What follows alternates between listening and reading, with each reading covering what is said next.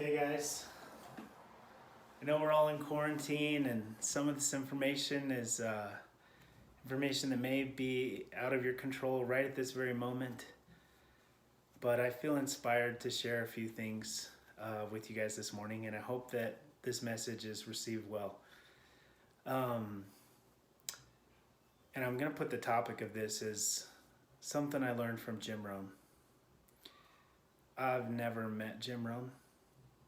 He's passed away now, but I've read a lot of his literature and I've listened to a lot of his audio programs, and I re-listened to something that I heard from him 2 years ago, and really I only was even introduced to anything he'd written or wrote or spoke on about 3 years ago, not quite 3 years ago.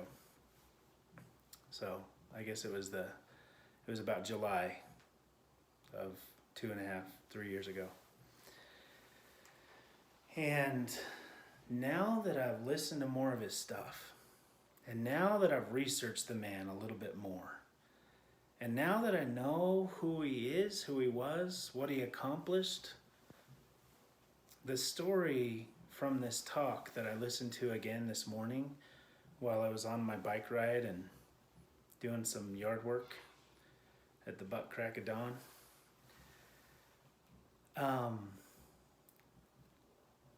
I was very humbled by the story, and something connected with me. And so I hope that if you do watch this video that I can get that message across to you and that something will connect.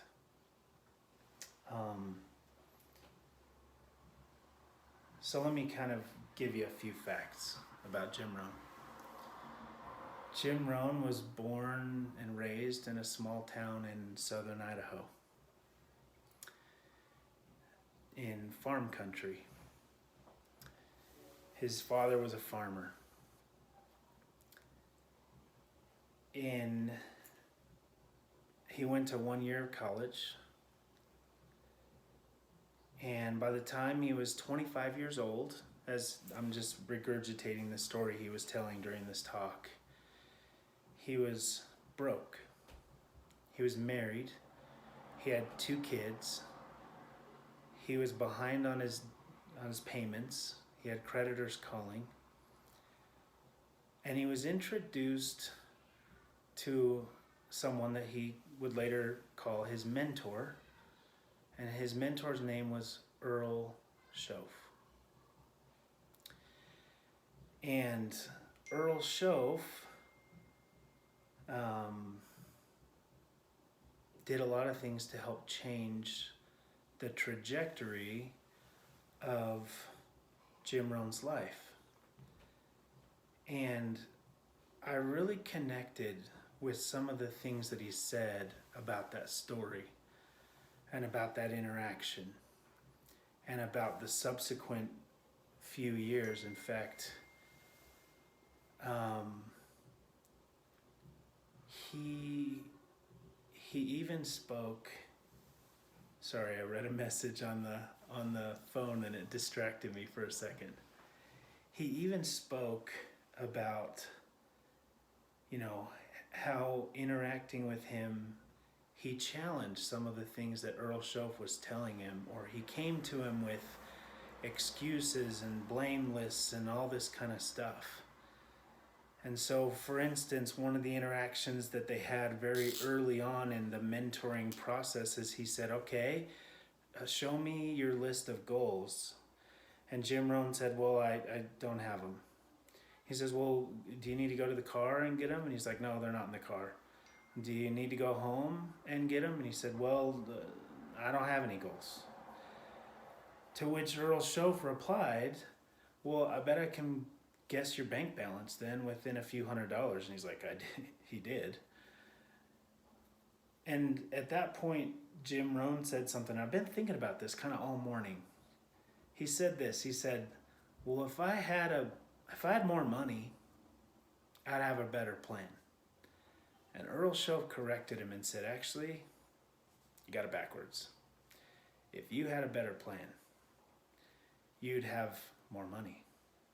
Because you're 25. You turned 18 7 years ago. So you entered the workforce in the marketplace 7 years ago.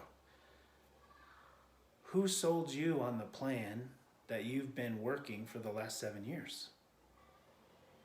And he's like, that was a very good question, wasn't it? It's a very interesting question, terming it that way. Who sold you on the plan that you've been working for these last 7 years? He said, I would propose to you that if you had a better plan, you would have more money. And he said that intrigued him. And on top of that, Earl Shoaff was very successful, and that was an attractive feature. But I wanted to maybe draw something on the board and maybe help you guys with an issue that I think causes a lot of people to get stuck. And that is, there's two axes. Okay? This one, the x-axis, we're going to call this time. Maybe I should speak up when I'm not facing the camera. Hopefully that's better. This axis is time. And this axis is growth. And you can use this to measure where you're at financially. You can use this to measure where you're at with your health, or with relationships, or with relationship with anything, like your relationship with math, or with playing the piano, or anything like that. And the problem is this. The problem is that people find themselves at a certain place. Like in Jim Rohn's case, he found himself at age 25, broke, creditors calling, and he talks about how there's many equities in life, right? But it's easy to use money because it's something you can measure. And he talked about, like, well, there was time before this. But if you found yourself at this place in time, and you kept staying on the same plan, on the same path, if you keep the same habits and the same behaviors and the same thoughts, philosophy, emotions, then you're going to keep staying where you're at on this axis. And so time is going to pass, and you're going to turn 26 and 27 and 28, but your situation's not going to get better because you haven't changed. Change means that, well, you're either going to grow or you're going to decline by different choices that you make and by changing. And here's where I think a lot of people get stuck. A lot of people get stuck when they say, well, I can't go from $0 to being a millionaire in like 10 minutes, so I just don't see how it's possible. I use 10 minutes to kind of jab at some people. You know, here's what's interesting. Someone that makes $25,000 a year for 40 years makes $1 million. Problem is, they took 40 years to do it. Whereas someone that makes $100,000 a year makes $1 million in 10 years. So why is it that one person took 40 years and the other person took 10? And someone that makes $500,000 a year does it in 2 years. So why is it like, what caused one person to make $1 million in 2 years and another one took 10 years and another one took 40 years? Well, I would tell you that it's an amendment in philosophy and in value and becoming more valuable, becoming a person of equity and value and promise and skills and all the things that help you to create more value in life.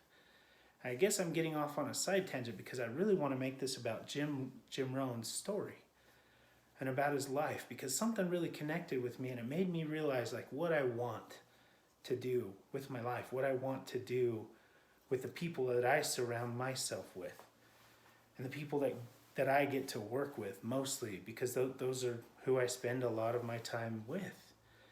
And that is that I hope to not just inspire and be a friend and discuss or talk about, but really help them to make the changes and begin the process of change and the goal setting and the disciplines and the new information and knowledge and training that accompanies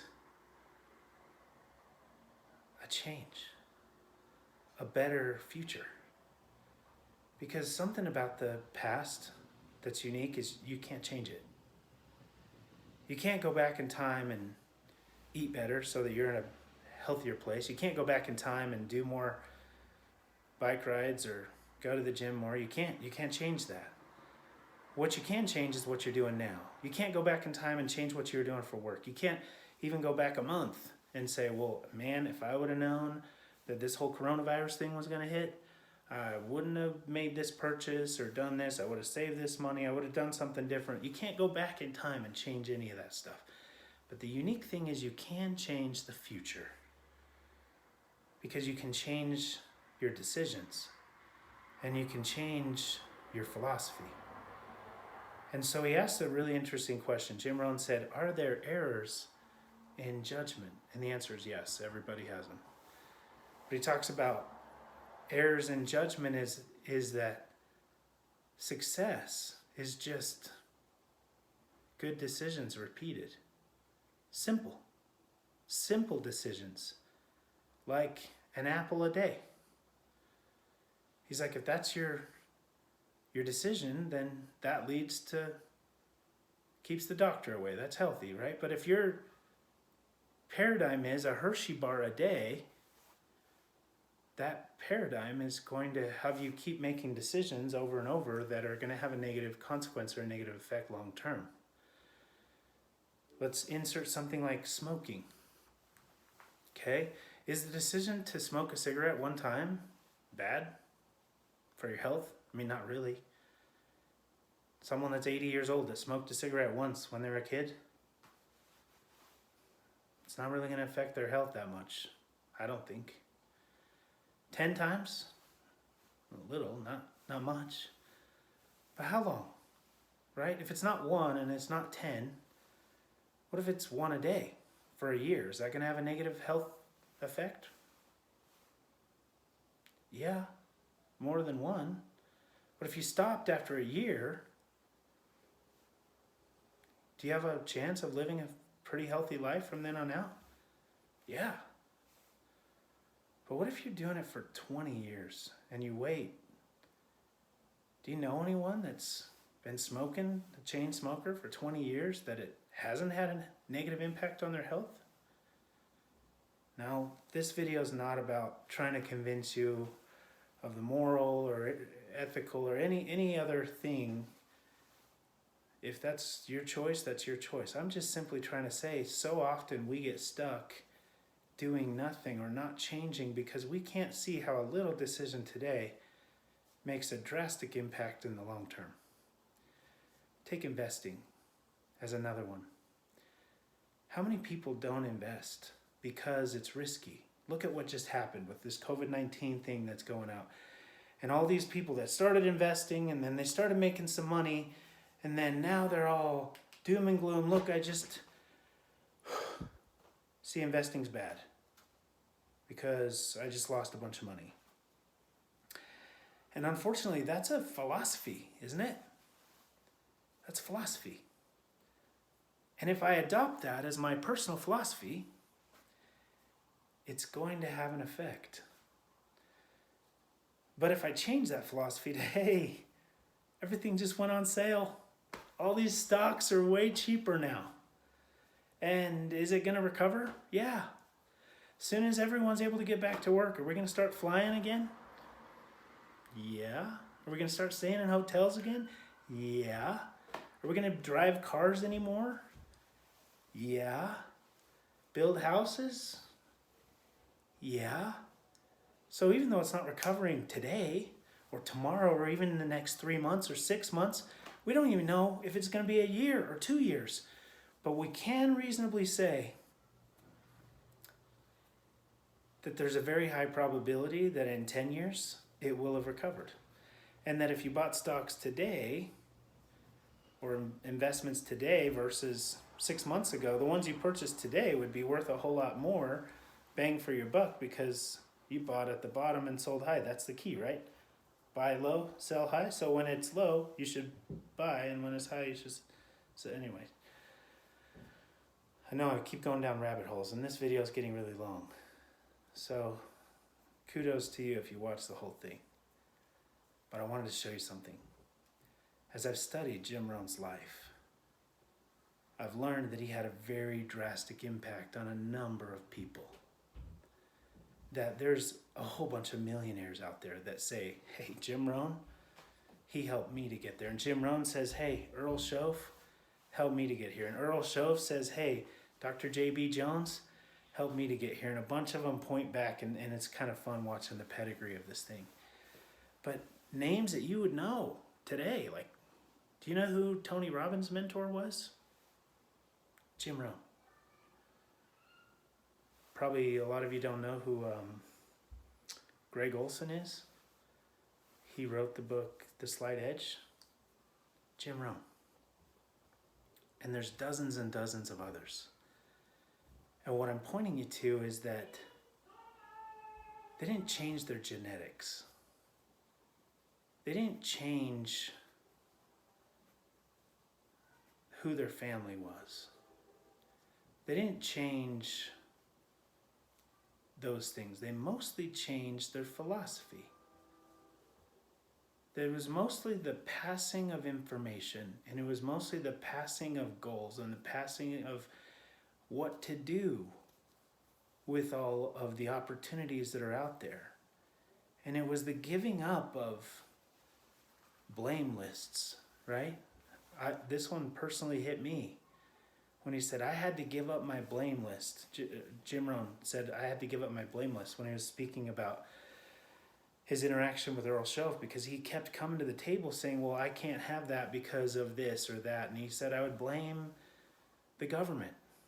Taxes are too high. So I can't succeed because taxes are too high.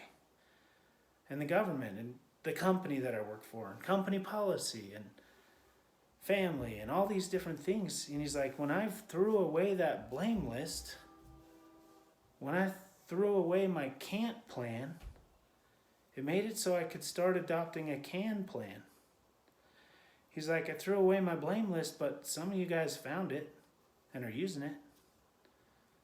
And that one really stuck with me, because honestly, there's been times in my life where I've said, well, if the company this, or if the government this, or if the family this, I would be in a different spot. And it takes me back to that first thing that I was kind of opening this with, is that Jim Rohn, his interaction with Earl Shoaff, is that if I had more money, I'd have a better plan.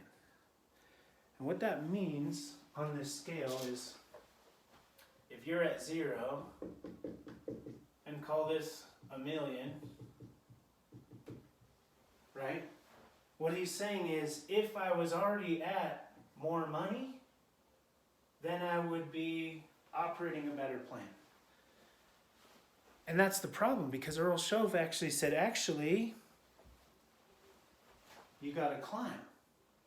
You got to take where you're at and amend your errors in judgment. Amend your plan. Amend the information that you're putting in. Stand guard at the door of your mind. Put in good information and find out what poor people read and don't read it. Find out what divorced people excuses are and don't adopt those. Find out what fat people's excuses are and don't adopt those. Go find people that are succeeding in the areas of their life that you want to aspire to, whether that's health or relationships or finances or any area, right? I'm not trying to tell you have to go be a concert pianist to be happy, right? There's a lot of people that don't play the piano and they're just fine. But whatever area of your life that you want to get better in, understand that it's a process. And it's a process of life change. And you can begin today to set a new course. You can begin today to set a new, you can begin to change the trajectory. You can begin to change your diet or change the value that you're creating in the marketplace. You can begin to change the movies you watch or the music you listen to. You can begin to change the books that you read. You can begin to change what you're exchanging for time. And as you change, everything changes. As you begin to make these changes, pretty soon you get stronger and better. Pretty soon what once was hard is now much simpler for you. I've seen that very much in door to door. When I very first knocked on doors, it was hard, very hard. But the more that you do it, the easier it gets. And that's the way it is with everything. When you start playing the piano, it's pretty hard. But go ask someone that's a concert pianist that's been practicing for hours a day for a decade to play Twinkle, Twinkle, Little Star, and it's not hard. It's very easy. And it becomes easy because their skill has increased and raised, and they've gotten better. And financially speaking, I'm going to go back to that one because I think that's this video is going to be going out, hopefully, it's getting really long, to the people that work with us here at Alder. And though I'm stoked about our product and our product offering and the company that we work for, I think it's awesome. A great product offering. The demand is going to go up for sure. All this COVID-19 thing stuff, like, people are going to be more security conscious. Go 20 years in the past versus today. Look how much more people are security conscious today. How many more people are getting security and cameras and all these things for their home today as opposed to 20 or 30 or 40 years ago? It's insane. So the market's going up for sure. And at the tail end of this whole quarantine thing, we'll be able to go interact with and talk with and sell to people again. The question is who's amending their errors in judgment? Who's amending what they're absorbing as far as information? Who's taking and sorting out their goals and saying, actually, these are my goals. This is what I want to be, or this is what I want to have. And for me to have that, I have to do this. And for me to do this, I have to be this. And beginning the process of getting there. Because at any moment in time, anybody can change that direction. It's unique, but the name of our organization is Decisions Determine Destiny. And I believe that. Maybe another way to say it is decisions determine direction. And so if your decisions are to begin and then to let it slide, like you were on the right path and then you went on another path, so we have to make our decisions consistent. We have to make our decisions repeatedly every day. And if we make better decisions, it changes the trajectory. And if we make worse decisions, then it either makes it so that we plateau or we decline. The decisions determine direction. Decisions repeated over time determine where we're going to end up. Now, Jim Rohn, I want to end with this. He's passed away now. I'd have to look it up to get the actual number, but it's between 400 and 500 million was his net worth when he died. And his legacy wasn't just that he left a bunch of money to his family. His legacy was that he helped a lot of people change their lives. And some of the people that he helped, like Tony Robbins. How many people has Tony Robbins been able to influence and affect to change their lives? And Greg Olson. And I don't have a list in front of me, nor did I memorize it, and it doesn't really matter that much, but I guess I needed this. I needed to get this out. That I am super grateful for the opportunity that I have. And I'm sad of some of the errors that I've had in my past and errors in judgment that haven't gotten me where I wanted to go. And I'm grateful for those mentors in my life and the books that I've read and the people that I've gotten to associate, the environments, but I'm grateful for where it's gotten me. And I'm beginning to understand that it can get anywhere. It can get you anywhere, and anyone can get where I'm at and beyond by amending their philosophy, by amending their errors in judgment, by making simple decisions and repeating them day in and day out, good ones, and by stop making the bad decisions day in and day out. And that begins the process of change. And so if someone would have taken Jim Rohn at age 25 and said, hey, by the time you die at age 80 or whatever, your net worth is going to be $400 million plus, he probably would have had a hard time believing that. Because remember, he was stuck. He had a certain way of thinking, a certain way of being. Creditors were calling. He had a blame list. And he had to amend that. He had to get rid of his blame list. He had to throw away his can't plan and adopt a new plan called a can plan. I hope that I can help you to amend your errors in judgment, to throw away your blame list or your can't list, and start the process to dream again, and then do. You can't get somewhere that you don't believe you're going to get there, because then you'll over and over you'll sabotage yourself. So we need to start with little stuff. Tony Robbins once said, most people overestimate what they're going to do in a year, but they underestimate what they're going to do in a decade. I think that's really interesting, because to go from here to here in a year, that usually doesn't happen. But imagine in a decade, even if a year's time, take that for 10 years and look at where that can take you. So I guess I gotta decide if this video is too long. And I recognize that I've kind of said the same thing over and over a couple times. But I'm asking you to strongly consider for yourself, where do you want to go? Who do you want to be? What do you want to have? Are you clear about that? Are you struggling inside, saying, well, I can't have that? Because it's that story that we got to work on. And we got to dig in there and say, actually, you might be right in a year. I don't know. It's ambitious.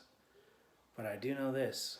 If I persist in this new course of action, it's going to get me where I need to go. Period. Period. If I begin to learn the new skills that are valuable and make me more valuable in the marketplace, even though I can't control what's going on right this second with COVID-19, those skills for thousands of years have been very valuable. And other skills aren't very valuable. Skipping rocks, as much as you like it and as much as you might be good at it, it's not that valuable of a skill. And I'm not saying you can't go skip rocks.